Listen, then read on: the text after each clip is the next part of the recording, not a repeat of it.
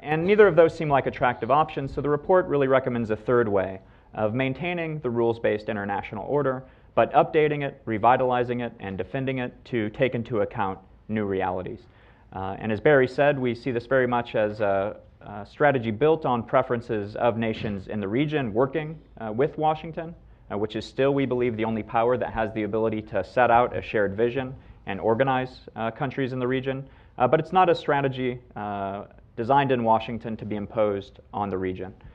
And so the strategy has 5 main pillars, which I'll just mention briefly, and then we'll go into a little more detail. First is strengthening the security partnerships in the region with traditional allies and partners. That was first. Second is practicing hard-headed engagement with China. Third is updating the economic architecture. Fourth is developing new partnerships to address emerging issue areas. And fifth and finally is promoting good governance, the rule of law, democracy, and universally recognized human rights. So I think my co-author here, Miyeon's going to talk about the last 3. I just wanted to talk about the first 2, strengthening security cooperation and practicing hard-headed engagement with China. And from my point of view, we might disagree on this. I see this as really the key to getting U.S. strategy right in Asia. Because the way that I see it, the biggest dilemma for U.S. strategy in Asia is, on one hand, to make a rules-based international order work, we have to have good relations with China. China's the largest power in Asia. If the United States and China can't get along, you can't make a rules-based international order work. On the other hand, by working with China, there's the danger that the traditional partners in the region will feel like you're selling out their interest and going over their heads and striking bargains with China.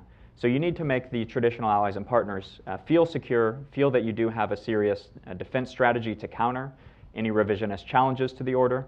But you have to do that without making China feel like you're containing it. So getting that balance right is very difficult, but I think we strike the right balance in this report by talking about concrete ways to strengthen security partnerships without making China feel like it's contained, and at the same time practicing hard-headed engagement with China without the traditional partners feel like you're working around them. So I think I'll leave my opening remarks there, but look very much more to diving into the meat of the report and to other things that people would like to discuss. Thanks very much, Dr. Kroenig, and now over to Dr. Oh for her half of the report. Thank you. Thank you, everyone, for coming today, and thank you, Ambassador Mirpuri and Dr. Dobriansky and Barry. I think Matt did a great job in articulating the overall argument and key highlights, key pillars of our strategy. And in trying to answer how Washington must reassess its goals, strategy, policies, and commitment to the Asia-Pacific region. And as Matt just mentioned, I would like to briefly talk about what are the overarching guidelines for our paper.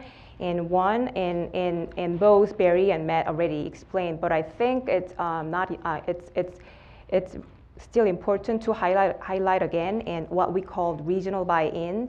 And highlight of the report is that the U.S. and its allies should articulate a strategy for the region and largely built upon the preferences of the state from the region, rather than imposing a strategy from outsiders to fix the region's challenges. And we really try to incorporate the regional voices and sophisticated nuances into the report. So we are excited that we are already working with other partners in the region. And another important overarching guideline is that what we call we would like to strengthen the Transatlantic Pacific, what we acronym TAP, Transatlantic Pacific Partnership. So we believe that U.S. allies and partners in Europe and Asia are facing similar challenges and share a set of preferred solutions. And they will be most effective at reaching these solutions if they can bring their combined effort to solve out these problems. And maybe I can give you 2 examples. One would be the Belt and Road Initiative. So it's a huge, gigantic, and multi-trillion-dollar investment initiated by President Xi Jinping since 2013. And there are doubts and concerns and whether it is going to be realized, but then there has been also rising voices that we should reconsider about this initiative. So there has been no single hearings here at the Hill, but there people are trying to think differently, that we should not stay on the sidelines, and then U.S. should be thinking a better way to play a role, and U.S. can articulate the areas of cooperations and concern. And in doing so, I think U.S. should work with European countries and to establish the common understanding as well as the red lines together. So, and same goes to South China Sea issue, I would say. And if there's a unified diplomatic approach that leading nations in Europe, North America, and Asia simultaneously express concerns about freedom of navigation, territorial dispute, then our paper says that it could offer pragmatic options and be more effective in persuading China to seek peaceful, compatible solutions. And Matt talked about the first two key pillars, and I am going to talk a little bit about what we should do and to adapt and update a changing economic architecture. I think it is really important to question how we can place America first into within the open trading system. And President Trump administration has stated that and highlighted on bilateral engagement on a reciprocal term to decrease U.S. trade deficits with major trading partners. So how we should define reciprocity, and I think a question not only to the United States, but also to our partners and allies in the Asia Pacific, and how we can define reciprocity. For example, the Korea and US are renegotiating free trade agreements, and two countries can be benefit by seeking opportunities to broaden areas of cooperation on the areas that we already mentioned on emerging technologies such as AI, robotics, Internet of Things, cybersecurity. And our paper says that it's really time to think innovatively and a little differently from traditional approach, then how we can actually modernize pre-existing trade agreement in order to enhance economic growth on reciprocal terms. So I believe that we will get some questions from the floor, and our co-panelists would be talking about it. But I would like to briefly mention that how U.S. should consider other important the changing architecture, such as that are involving China but not the United States, and what U.S. should be doing while there's a concern that China is filling the leadership vacuum in terms of trading architecture. So those are all the questions that we raise at the strategic paper, and very briefly, we try to discuss a lot in terms of new issues, includes water security, climate change, and very briefly, I think this economic architecture and these emerging issues are interconnected in a way that, for example, U.S. can play a bigger role in terms of being an energy exporter due to the shale revolution. So it would be a good vehicle to reduce the trade deficit from the U.S. perspective. At the same time, Japan, South Korea are those major countries that are heavily dependent on energy resources from other countries, and they can increase the energy security by diversifying the supply sources. So I will leave it from here, and then would like to hear from other two important panelists. Thank you. Thanks very much, Dr. Oh. Very good set of highlights. And now, Ambassador Mirpuri, we'd love to hear your thoughts on the strategy and what you heard, but also, I'm sure, other developments in the region that you'd like to address. Yeah, well, thank you. Thank you for inviting me to speak, and thank you, Atlantic Council, for recognizing that the economic and political gravity has changed oceans in a way, and the Pacific has now become the center of that new gravity. And if we think of a world that we've been so comfortable with over the past 70 years, a certain order, I think the world of business as usual is not going to work in this new order. I think we really have to understand that that is changing. There are new elements in play, both on this side of the Pacific as well as the other side of the Pacific. So we have to rethink what is the new business that we have to deal with as we look at economic and security challenges for the future. Because as Barry introduced and as Dr. Oh and Dr. Kroenig looked at, that order has served us well. And in that order, what we have seen over the past 70 years, and I speak from the Southeast Asian perspective, but also this would cover Northeast Asia, has been a very strong fundamental presence of the United States. The United States is recognized in the region as a resident power of the Pacific. It is not an outsider, it's not an interlocutor, and the expectation is that the regional architecture can only function with an active presence of the United States. If the United States steps back, I think that regional architecture is going to change very dramatically. We speak of an ASEAN-centric regional order, but that ASEAN-centric regional order can only work because the US is present and active. And I must say that the President Trump and his administration, even as they deal with so many global issues, even as they deal with domestic issues that came with the election, have given sufficient time and effort to the Asian engagement. The first leader he met was Prime Minister Abe from Japan. He's had meetings with President Xi Jinping coming at Mar-a-Lago. He's met the South Korean president. He's invited several leaders from Southeast Asia to be here. The Vietnamese Prime Minister was here before summer. The Malaysian Prime Minister was here in September. The Thai Premier was just here. And this weekend, my Prime Minister will be here to see the President, and they'll have the Oval Office meeting on Monday. And the timing of the Prime Minister's visit is important because it is just before the President himself goes out to Asia, before he goes to Northeast Asia and then goes to APEC and ASEAN for the meetings in Vietnam and in the Philippines. So it's an opportunity for the Prime Minister and the President to for the Prime Minister to hear the President's ideas of how he wants to lay out that strategy. And the President and his White House team have not been alone in this. Several cabinet secretaries have gone out. Secretary Mattis was out at the Shangri-La Dialogue earlier this year. He goes back out to the region next week again for meetings with the ASEAN defense ministers.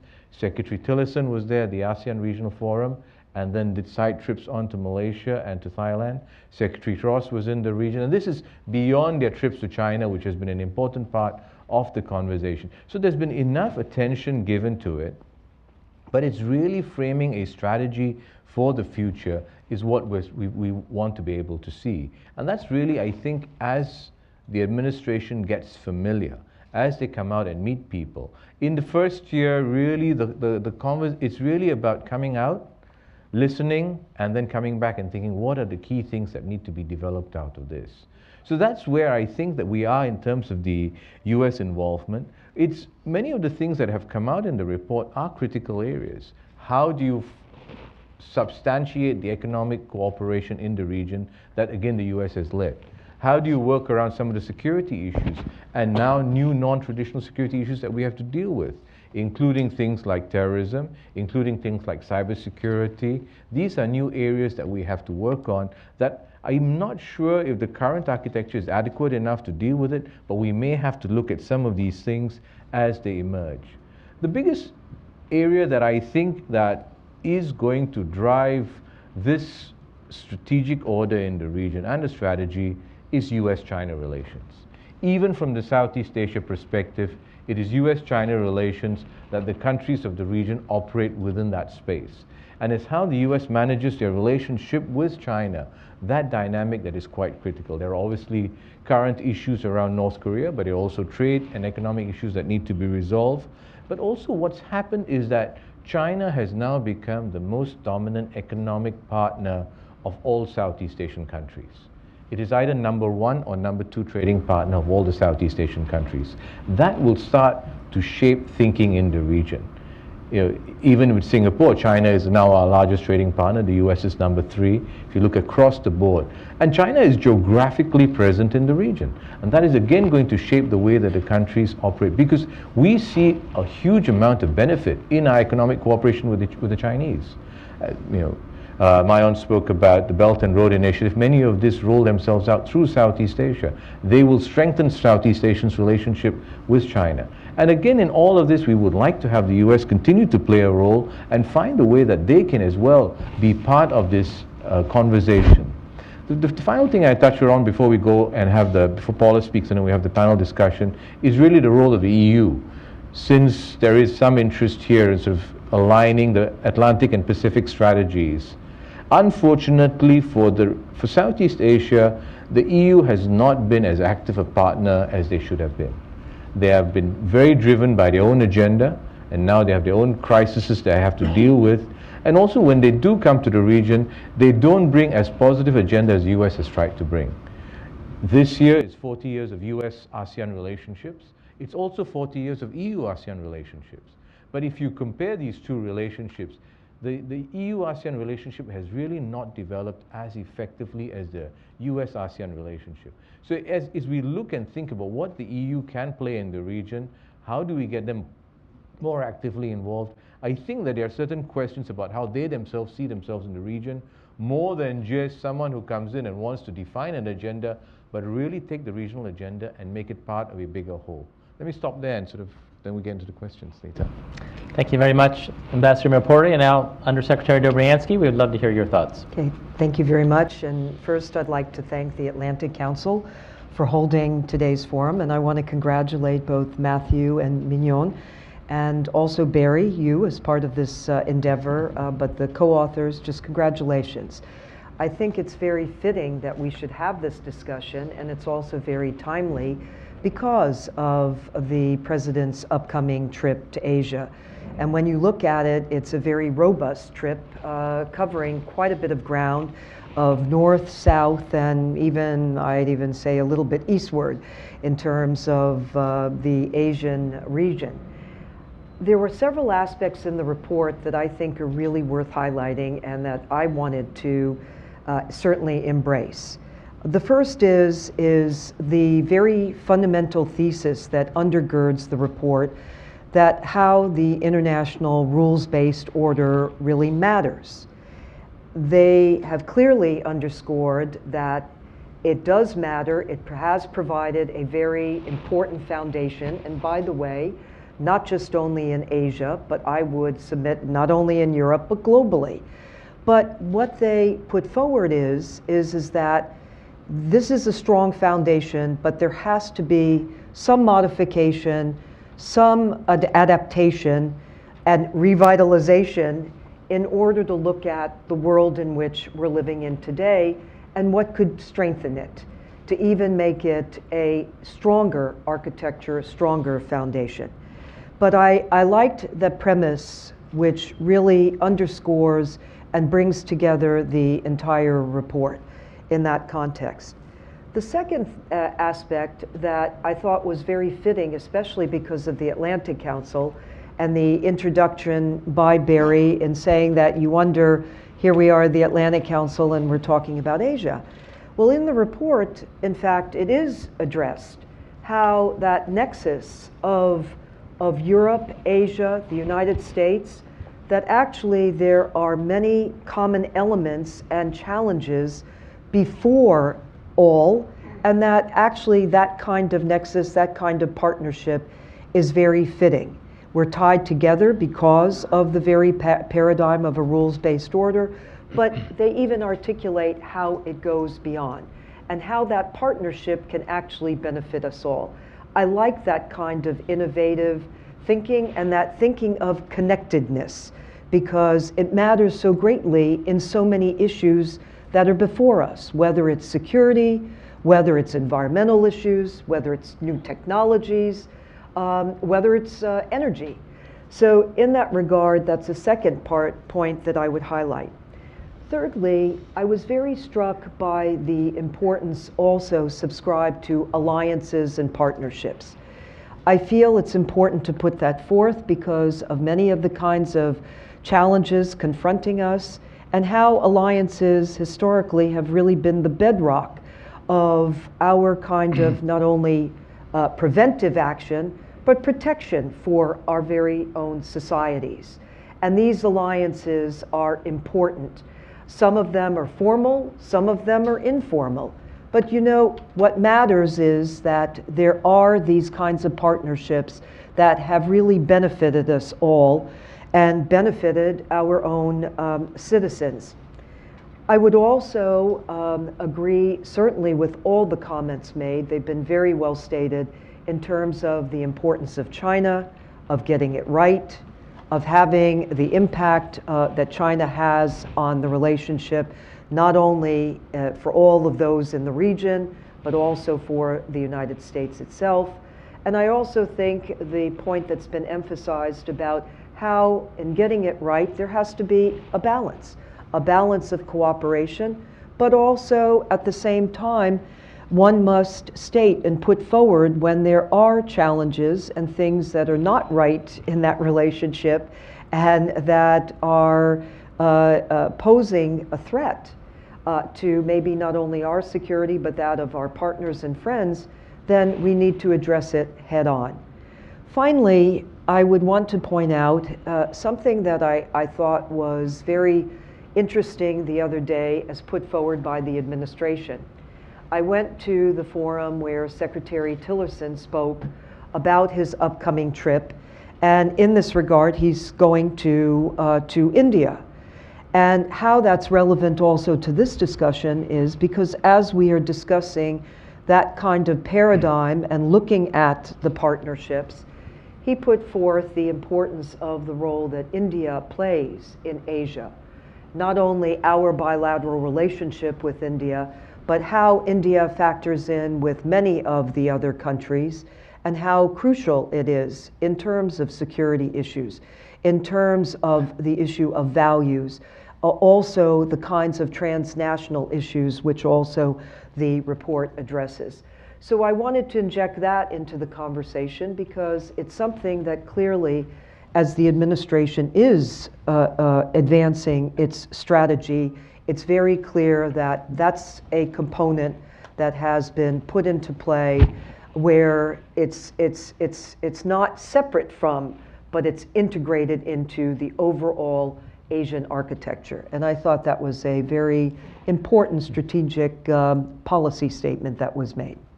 Thank you. Thank you very much. And now we'll open it up for discussion.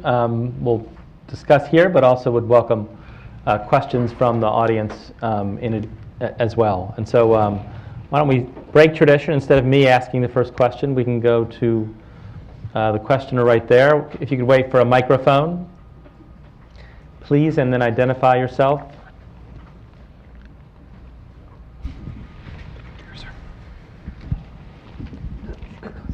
Ken Dillon, Ciencia Press. This is for Paula Dobriansky. For a long time, people inside and outside of the U.S. government have recognized the importance of East Asia and particularly of the rise of China and wanted us to shift to focusing on that. However, inside of the government, somehow, and in the media, somehow, in the process of trying to do that, something will happen somewhere else, and especially Russia or, above all, the Middle East. And all the good intentions seem to go right out the door, and we're back dealing with Middle East problems and ignoring East Asia. Do you see that there is any, do you see, first of all, is this a correct characterization? And secondly, is there a remedy? Ken, I differ with you a little bit in terms of where we've been and where we are. I go back to, I'm not going to go back that far, but I'll go back to starting with the George W. Bush administration and then the Obama administration and then to the present. In the George W. Bush administration, I think there was a very strong advancement and development of our relationship with all of Asia. I remember that here I mentioned India. President Bush had announced a strategic partnership with India, which had not been stated before. I think the relationship with China had grown significantly in terms of the development of the strategic economic partnership, strategic economic dialogue. I also know, and I'm sitting next to the Singapore ambassador, we had a very dynamic relationship at that time with Singapore. Singapore played a critical role, I could tell you at the time, of dealing with avian influenza as one example, because it inflicted many countries and their economies, actually. It wasn't just a pandemic in the sense and a health issue, but it also had very serious economic consequences. And Singapore showed great leadership. In the Obama administration, as you may recall, the term was used, pivot to Asia. I think then the Obama administration pulled it back, but regardless of the terminology, the intent was to also highlight and underscore the importance attached to the Asian region and to our partnerships. And now I would say, I think, and I won't repeat, I think the ambassador really well articulated the kinds of interactions that have already taken place with the Trump administration, starting with Abe's meeting, the very first meeting accorded a foreign leader by President Trump. And in that sense, I think that there is clearly in all of these different sectors an importance attached. Security, the economic area, the transnational area, and I can go on with many that I haven't mentioned. But my own view is, I think that there has been a foundation that's been laid. I don't think it's been Euro-focused, if that's been, or Middle East-focused, even though there have been crises that have played out. But I think diplomatically, there's been a real intent to develop that relationship and to solidify it. Barry, if I can just Go ahead, Ambassador, please. I've been here for 5 years and worked with the previous administration and the current administration. The United States is seen from the outside as a global power. Every global crisis lands on the desk of the president. And then the crisis, the ones that come to the desk of the president, are the more immediate crises, the more difficult crisis to deal with, and where the relationship building carries on. Sometimes those don't get the media attention. Those don't get the focus, but there's work going on. As Paula spoke about the Singapore relationship with the United States, we have, in the course of the past 10 years, more than 10 years, we've developed a very strong security relationship, signed a number of ongoing security agreements that allow the U.S. to use our facilities, that lets us use U.S. facilities. The U.S. signed its first free trade agreement with an Asian country, with Singapore, and one in which the U.S. actually has a surplus. But the media doesn't cover these things, because these are good news stories that don't necessarily, they're not the headline of the day.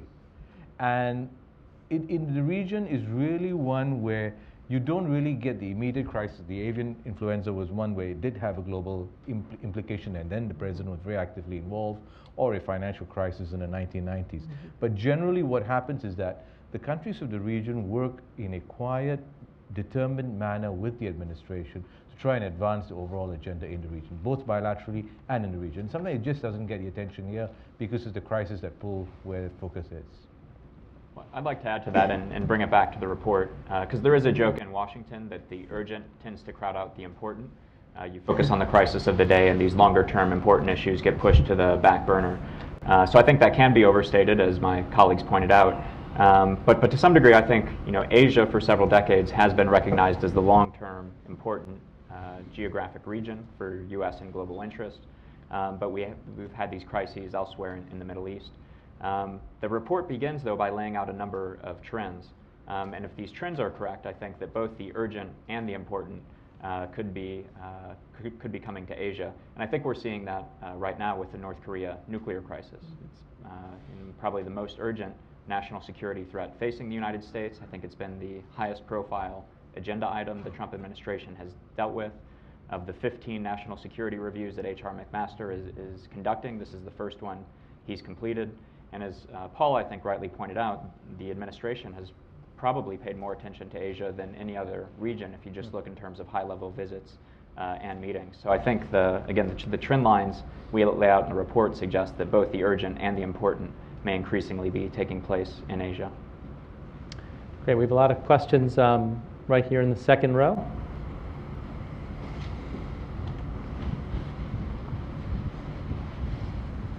Yes. Good afternoon, Sanjin Choi, Langham Partners. Ambassador, I absolutely agree with you. with the EU's law, with the, I think it's rather limited. As you point out, economically, they have to deal with the Brexit issues. Political, with German election, Angela Merkel cannot really play important role in global issues rather than domestic issues. My question is, Dr. Oh, with regard to chorus, how would you cope with the current administration trade policy? A, their trade policy is not institutional based, but rather transactional basis. And B, current Commerce Secretary Ross Wilbur sees trade deficit as net negative income, which is not good things. And dealing with looking at U.S. NAFTA negotiations, first 5 rounds was rather low-hanging fruit. But the most important is just 3 areas. A, dealing with dispute settlement mechanism. B, a local content law. C, and sunset clause. Have you thought about how you can deal with these issues with the chorus issues? Thank you. It's a very specific set of questions on technical aspects of the chorus U.S.-Korea trade agreement. You can answer that as you so fit, Dr. O, or Maybe can I go after?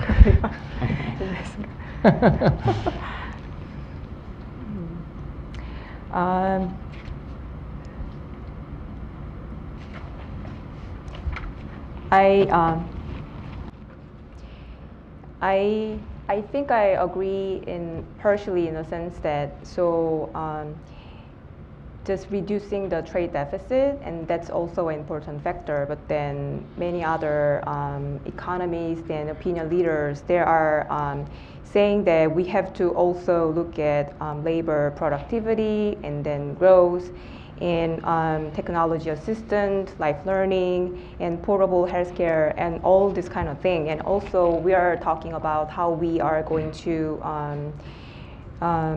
agree over digital commerce for the chorus FTA.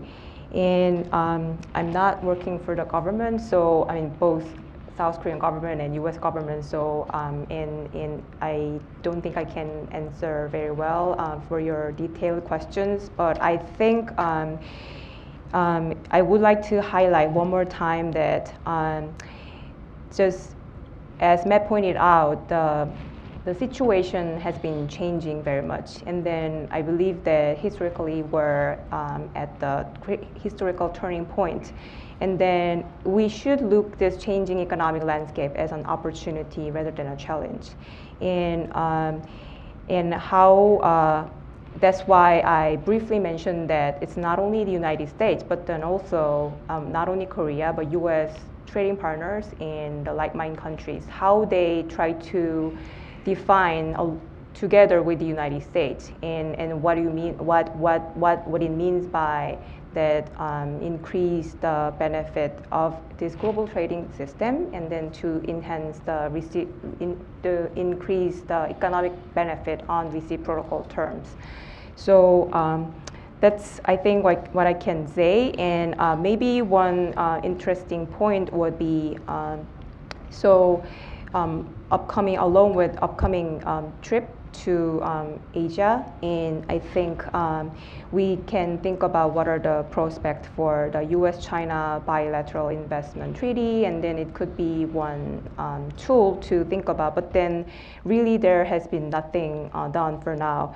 So maybe U.S. feels that Beijing is not being really reciprocal in opening up their domestic sectors for foreign investment. And then this week we have a 90-party Congress in China. So I think we basically have to stay tuned for the outcomes. And at the same time,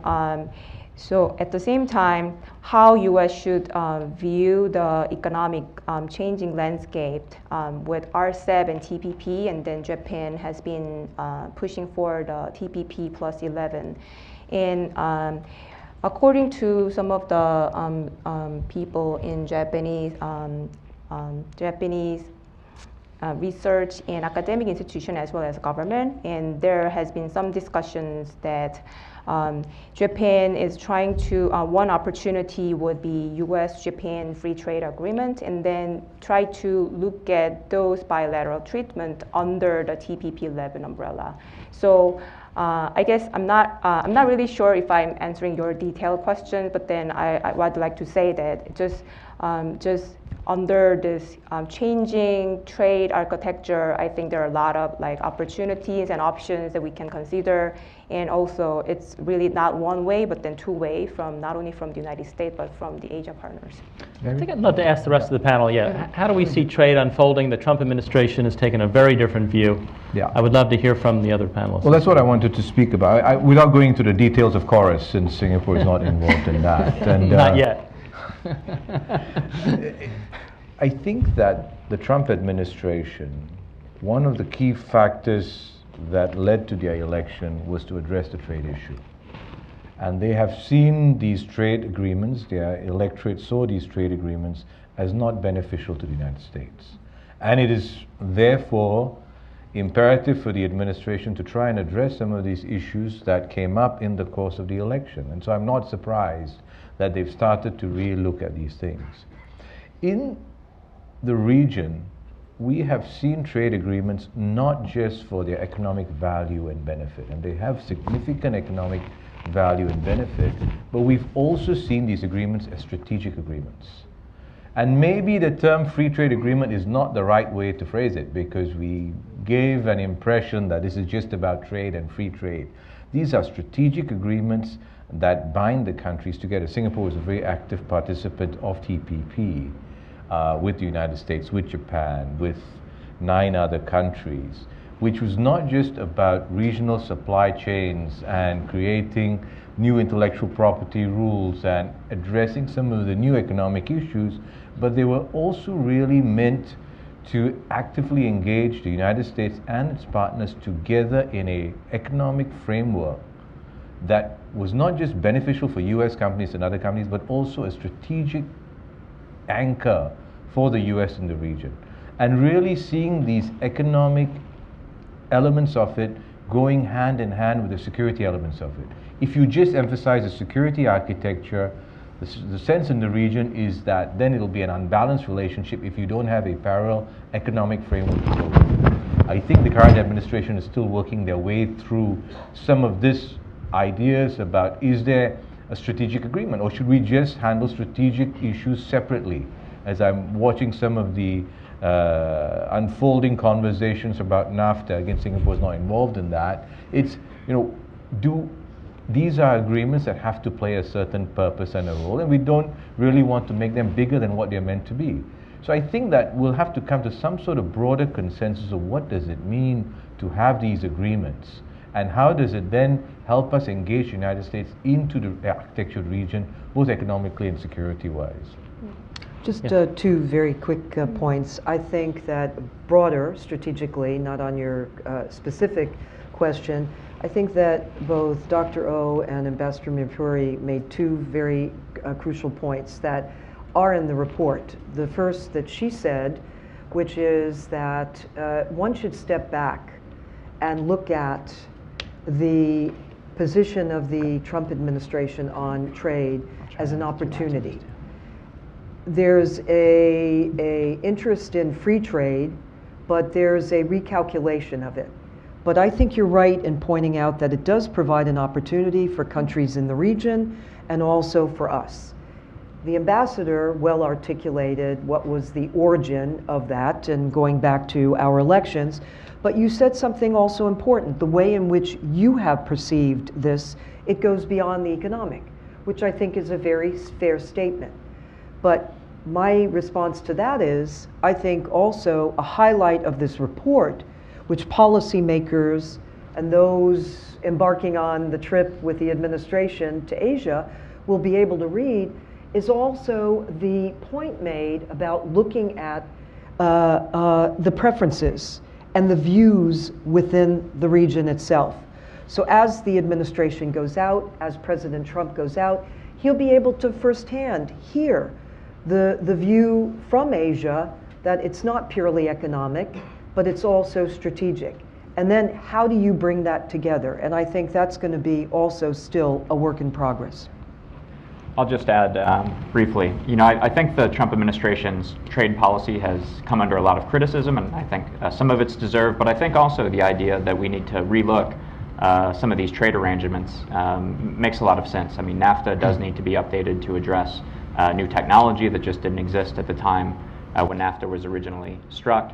And also in China. I mean, China is engaging in predatory trade, kind of mercantilistic policies, and addressing that is important. So the report talks a lot about the necessity to cooperate with China, but it also says in areas where we do have real conflicts of interest that we do need to start by defining our interest and work with our allies to push back against some of the problematic things that China is doing. And I think some of its trade practices is one of those areas. And it's really interesting, the US business community has kind of flipped on China over the past few years.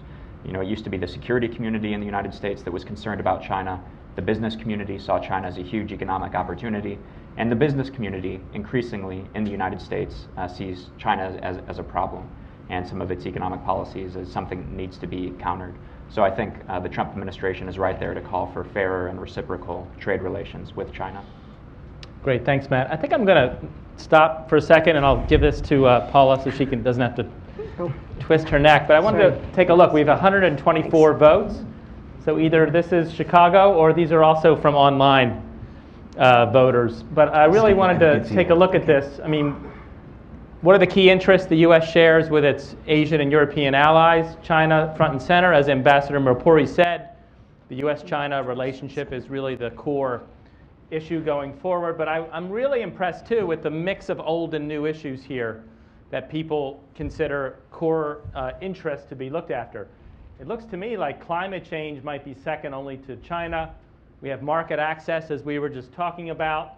We have nuclear security. We also have human rights. Not an issue that the Trump administration has yet emphasized, but clearly many consider this to be a core shared interest. And so values continue to be important. And then I'm also really impressed, freedom of navigation, that's the South China Sea and East China Sea issues, but we also have cybersecurity. I mean, you have to think about cybersecurity, I think, if you're talking about building a new order or adapting the order to handle major issues that affect all of our interests. We also have nuclear security, as I said, and a number of other international laws. So I think this is a really good list of sort of old and new that the report tries to address. I would love if any of the panelists wanted to comment on that, or we can go to questions from the audience. But I think it's really important if you're thinking about adapting the order. There's not much order on some of these issues that many of you consider to be really core interests for allies, for the U.S. and its Asian and European allies. Yes. Matt Turpin. So is China the biggest threat to the rules-based international order? Well, we begin the report in the security part of the report by pointing out that security and stability in Asia for the past several decades has really rested on U.S. military superiority, and that as that's increasingly challenged by China's growing military capabilities, but also by North Korea, that some in the region are beginning to question the United States' ability to continue to provide security in the region. So what we point out is the first part of the first pillar of the strategy is that the United States and its partners need to make sure that they have the ability to resist changes to the status quo conducted through military coercion, not working through a rules-based international order. So I think what that means is that the United States first needs to maintain a serious military presence in the region to both counter potential threats from China or North Korea. Second, that U.S. partners and allies in the region need to strengthen their own capabilities to have more of an independent deterrent capability against potential challenges. And then third, that the United States can encourage, one of the most interesting trends in Asia in the security realm recently is increasing intra-Asian security cooperation. So you have increasing cooperation, for example, between Australia, Japan, and India. And I think that is another type of cooperation the United States could promote as a way to make sure that there's no single power in the region capable of dominating the region and overthrowing the rules-based order. Paula? I would add to that, because if you look at this globally, Matthew was addressing it in the very specific Asian context. But if you're looking at, as I mentioned in my remarks, the rules-based international order, I would also submit that Russia has also, I think, posed a great challenge to a rules-based order. The invasion of Ukraine, eastern Ukraine, the illegal annexation of Crimea. At the time, you may recall, there was the Budapest Memorandum in which Ukraine gave up its nuclear weapons in return for its territorial integrity and protection of its sovereignty. I remember at the time when this occurred, providing the connectivity here, if you looked at Asian press, interestingly enough, there were a lot of articles, and they were asking and questioning about alliances, partnerships, no less extended nuclear deterrence. And what does security mean for the Asian arena?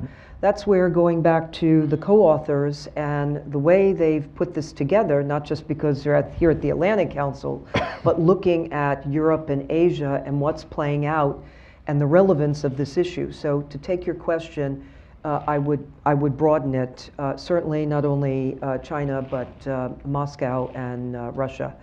And Matthew already fully answered it from the Asian perspective. Great, thanks. How about in the back? Dan Marquis from the Marine Corps. Back to the topic of strategic trade. My question's for the ambassador. In the history of the Malacca Straits, when there's been great power shift that led to the demise of Georgetown and Malacca and led to the rise of your nation, how do you see Singapore's management of its continued security relationship with the United States and the frictions with China that led to not being invited to the One Belt, One Road conference? And whether or not Singapore could potentially be eclipsed by the belt that goes through the Malacca Straits if indeed the trade is now centered in, say, Sri Lanka or other ports in the region? The pre-colonial and colonial sort of movement of trade had a very different dynamic because the technology was very different. When Singapore became a very significant port for the British, it was in the days of steamships or sailing ships, where monsoons then required that ships stopped over in a place. You didn't have the kind of range that they do. Today, global logistics has changed dramatically. The Malacca Straits is still a very significant straits for global trade, particularly energy trade. It passes through Indonesia, Malaysia, Singapore, and all three are very committed to keeping this open as an international straits. There are various ideas that are they could be meant to displace the Malacca Straits, cut across the Isthmus of Kra, an idea that's been going on for 150 years. Channels that come up from Pakistan and from Myanmar into China. I think these are meant really as possible complementary elements to what you still have the need to use to trade through Malacca Straits.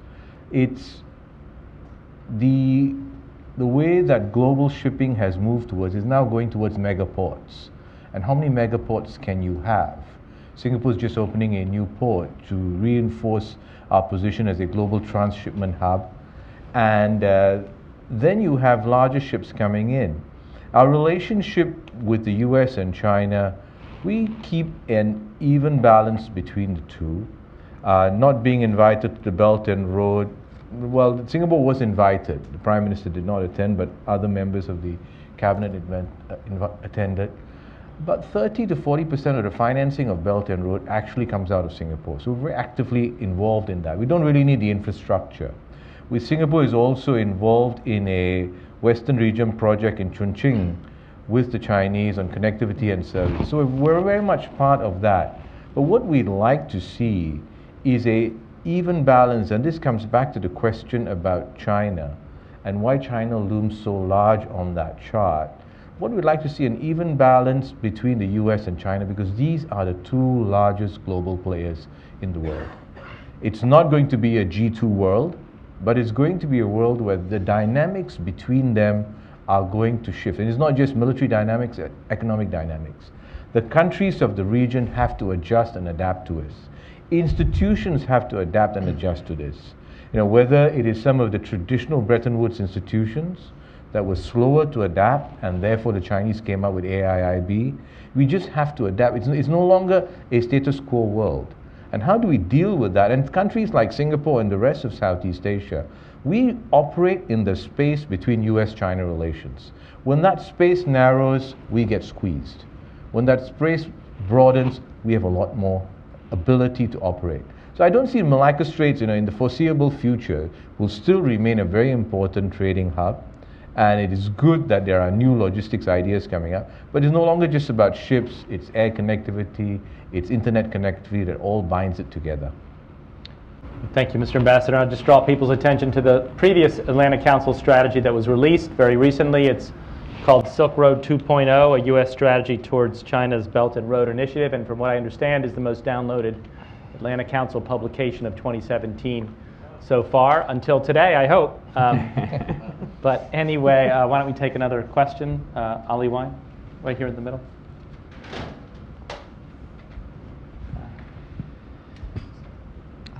Ali Wine with the RAND Corporation. I wanted to follow up, Ambassador, on your point. I think that one of the key elements of stability in the Asia-Pacific in the past couple of decades has been that America's long-standing allies haven't had to choose between the United States and China. They've been able to simultaneously benefit from China's resurgence by strengthening their trade and investment ties with China, but also deepen their diplomatic and military ties with the United States.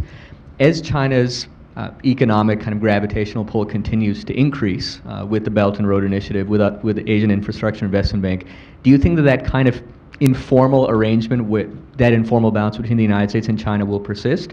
Or do you see a threshold beyond which some of America's long-standing allies in the region will have to think, well, maybe we'll have to choose China as our long-term partner of choice? I wouldn't discount the role of U.S. businesses in the region. The U.S. has got, when Vice President Pence was in Indonesia earlier this year, and he spoke about U.S. investments in the region, the number he gave was $280 billion. Now that's much more than U.S. investments in China, in Japan, and India combined. So there's already it's not just the Chinese economic gravity, there's also an American economic gravity. There is the United States offers to the region innovation and economic dynamism that they're generous to put out over there. And if you look around, if you go to most of the Southeast Asian capitals, they feel like American cities. You have your coffee at Starbucks, you get your cash at a Citibank ATM, and you use Google to download whatever you want to find out. These are all, so it is not just about formal structures, it's also the U.S. business presence. And I think that the U.S. business presence, particularly Southeast Asia, where you have 625 million people, a fairly young population, globally connected, that really look at the U.S. as a model for economic opportunity, and U.S. companies are there. So it's how does the region balance between these two? There is a soft power element to it, and there's a hard power element. And that's why I think having that economic engagement for the United States is really part of that whole strategy in operating in the region. I'd maybe just respond, I guess, what would force countries in the region to choose? And I don't think Washington would force countries in the region to choose, and in fact that's a primary argument of our report, that we don't want to see Asia divided into kind of two blocks, some kind of Cold War containment type situation that's not consistent with this kind of rules-based order that we've had. So I think Washington would like to deepen economic and military relations, and welcomes countries in the region to engage with China as well. So I guess the question would be, would China force countries to choose? And I hope that they wouldn't, but there have been some troubling signs. The way they really played hardball with South Korea over South Korea's decision to deploy THAAD, for example, I think is troubling. So I hope that China doesn't continue to pursue policies like that, and is also open to working with the United States and with other countries in the region. Great. Yes, right here in the middle.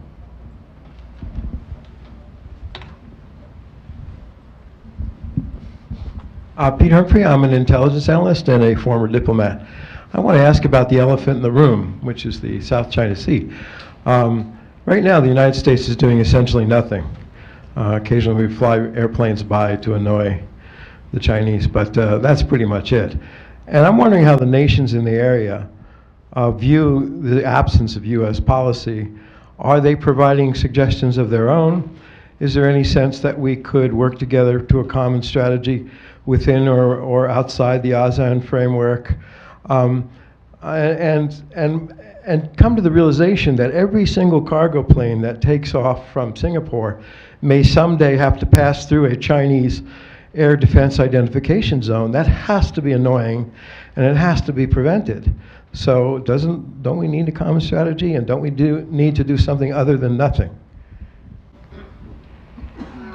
Is that for me? Singapore is not a claimant state to the South China Sea, just for, and many countries have ADIZs, including the United States. So the ADIZ is more a reporting mechanism rather than a restraining mechanism. So I would not necessarily frame it in a negative sense. But Singapore, firstly, we're not a claimant state in the South China Sea, but as a major port in the region, and a region where there is so much shipping going on, we, like many other ASEAN countries, do have an interest of what happened in the South China Sea. There are 4 ASEAN claimants: Malaysia, Brunei, Philippines, and Vietnam. And of course, there's China. And Taiwan. And, the disputes themselves have to be settled among the claimant states, not among ASEAN or the United States. What we can do, ASEAN as a group, Singapore, the United States, is really create a framework of saying that as you resolve these disputes, let's use international law, including the UN Convention of Law of the Sea. And if there is a dispute before you resolve this, if there's a problem in the region, let's create some frameworks where you can speak to each other. Hotlines, code of conduct. What Singapore is doing with ASEAN and China is trying to draw up a code of conduct in the region. If there is an accident, how do you respond? Because resolving the territorial disputes will take a long time. So it's really using international mechanisms, international law. It's keeping freedom of navigation open. And the US, the current administration, has now regularized the freedom of navigation operations. They do this around the world. They don't just do it in South China Sea. In South China Sea, it becomes a little bit more high profile because the Vietnamese sometimes complain, the Filipinos complain, the Chinese complain that you're doing this. I think the fact that they're regularizing it is they're making it essentially a rules of the road. We have to follow these rules of these operations. Beyond that, then the region works on the code of conduct, and we hope that this creates a framework that when the claimant states sit down and start to resolve these disputes in a long time, it's not something that will happen next week. How do you then have a habits of consultation and cooperation built into it already?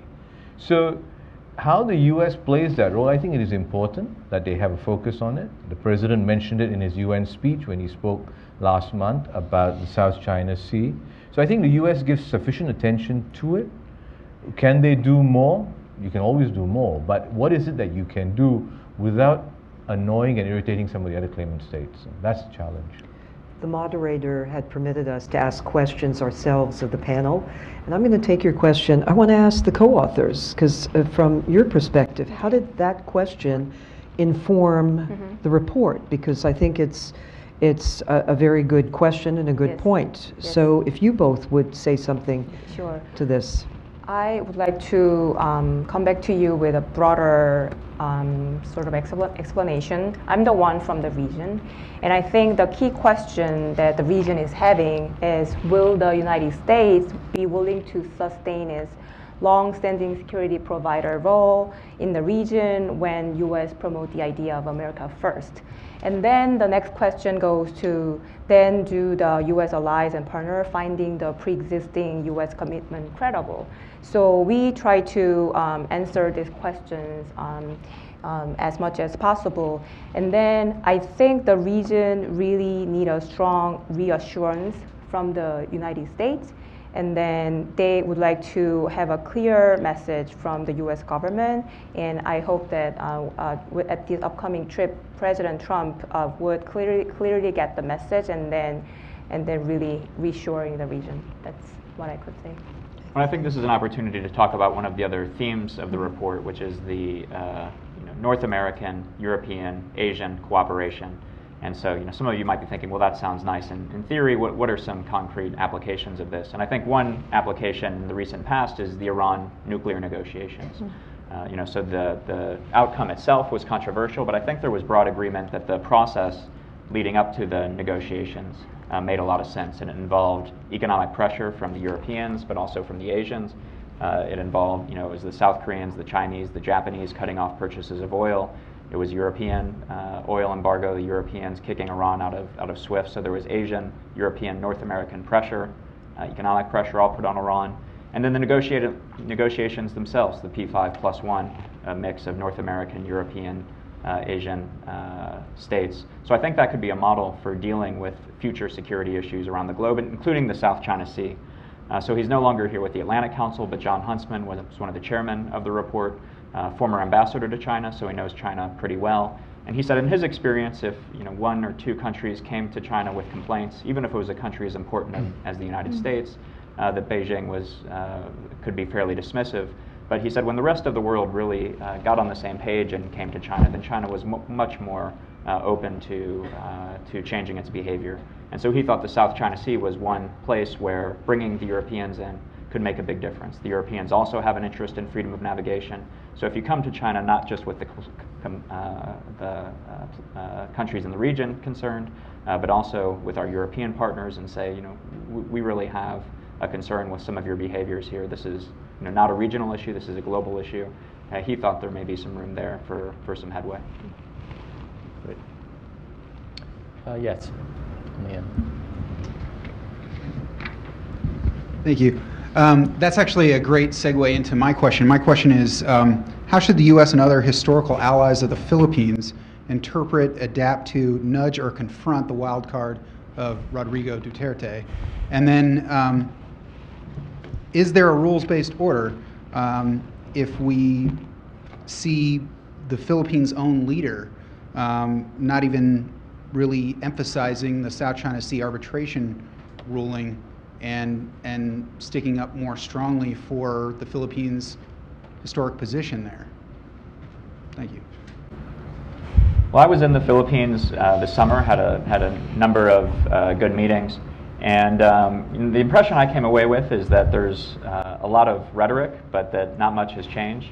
That's what I heard from the U.S. Embassy, but also what I heard from many officials in the Philippines government. That Duterte is saying a lot, talking about cutting off ties with the United States, talking about cooperating more with China, but there really not much has changed. The military exercises with the United States continue, close cooperation with the United States in going after ISIS affiliate in the southern part of the Philippines. And then, talk of this deal with China, where China is going to provide a lot of economic aid in exchange for the Philippines kind of putting on hold its claims in the South China Sea. But as of the summer anyway, not a single dime from China had been sent to the Philippines. So a lot of rhetoric so far, but it seems like we're still pretty early in this process. It'd be interesting to see how it plays out. As far as I can tell, the facts on the ground haven't changed very much. And below the level of Duterte, there are a lot of factors driving the United States and the Philippines together.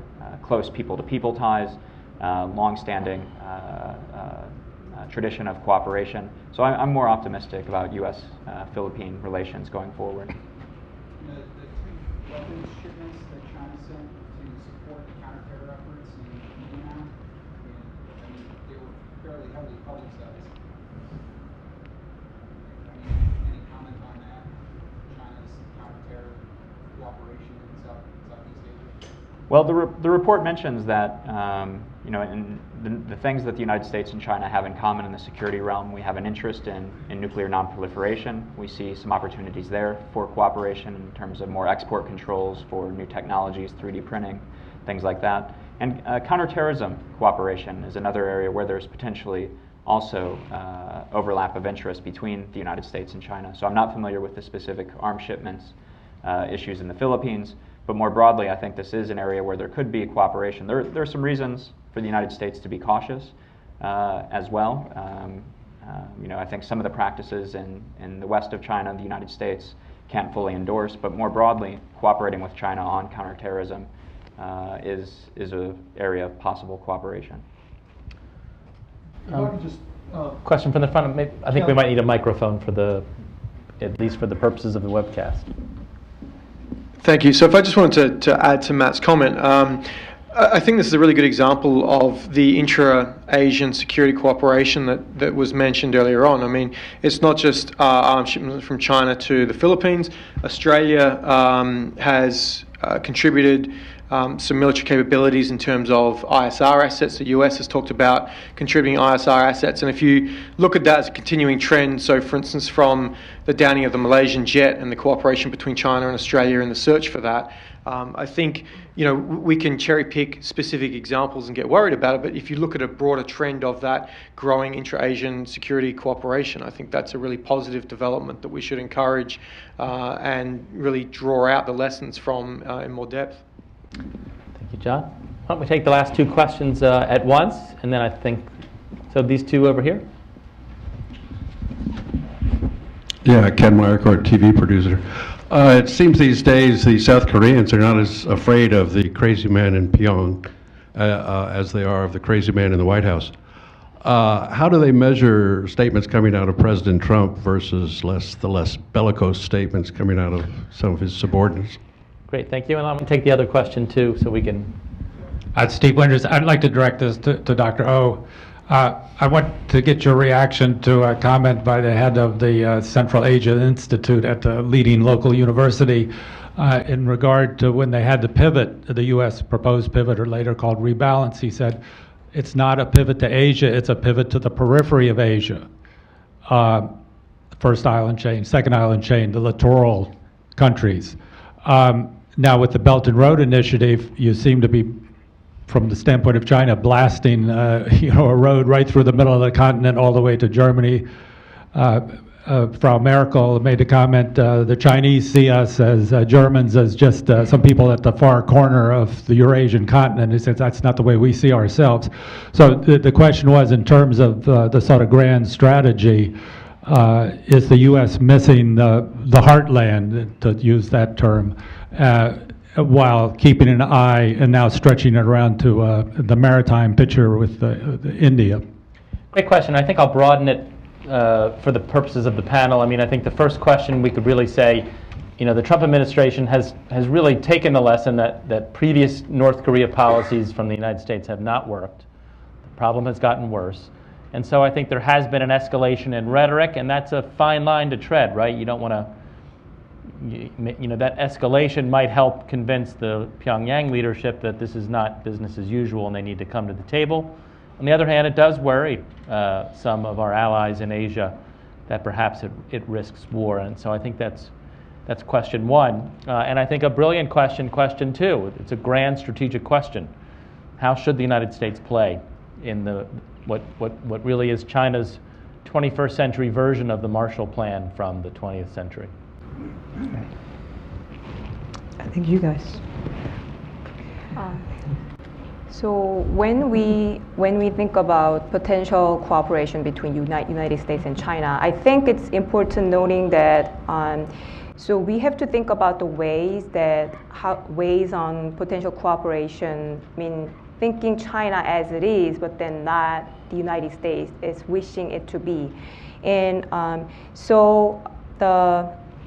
there has been some ongoing discussion that how United States should reconsider its position with the Belt and Road Initiative, as I mentioned before, and U.S. should not really stay on the sidelines in terms of the initiative. And then, so we have to think about where the interests are overlapping and then where they are conflicting.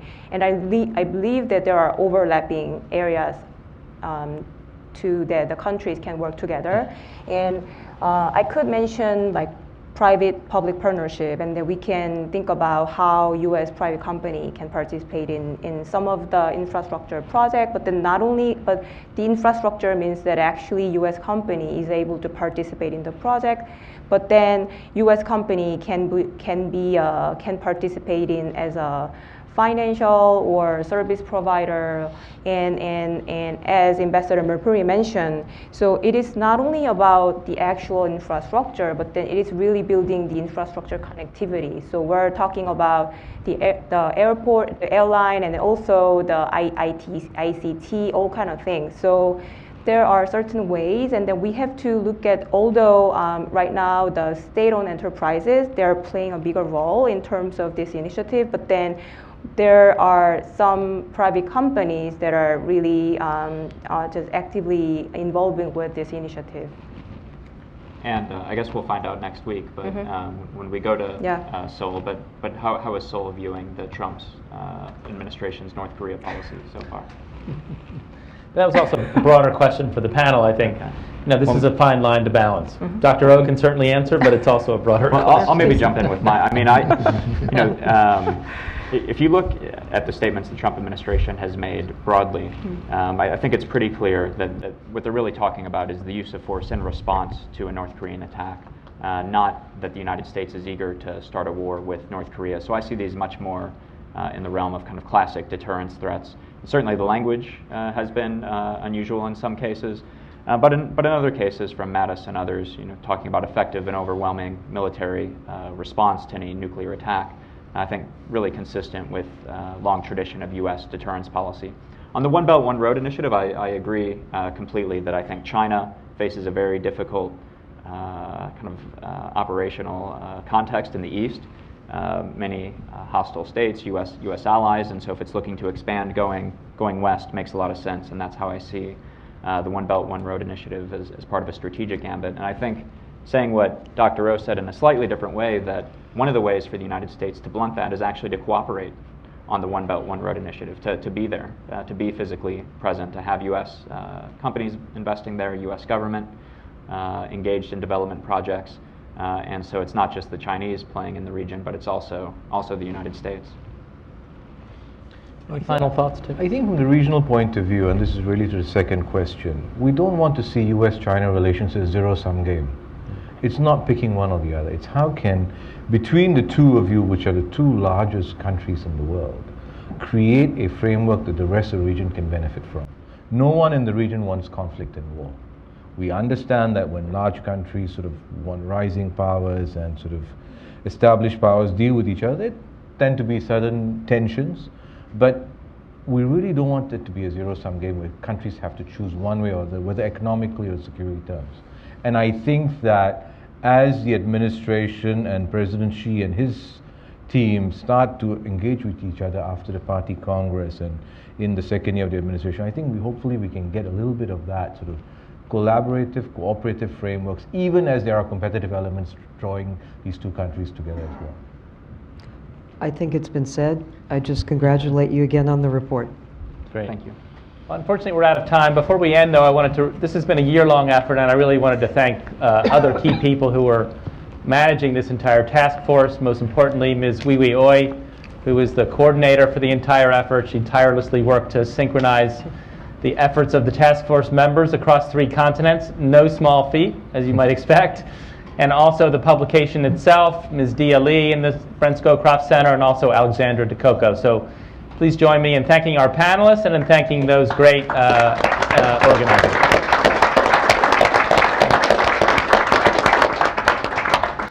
Thanks. Good job. That was great. What's the next task force?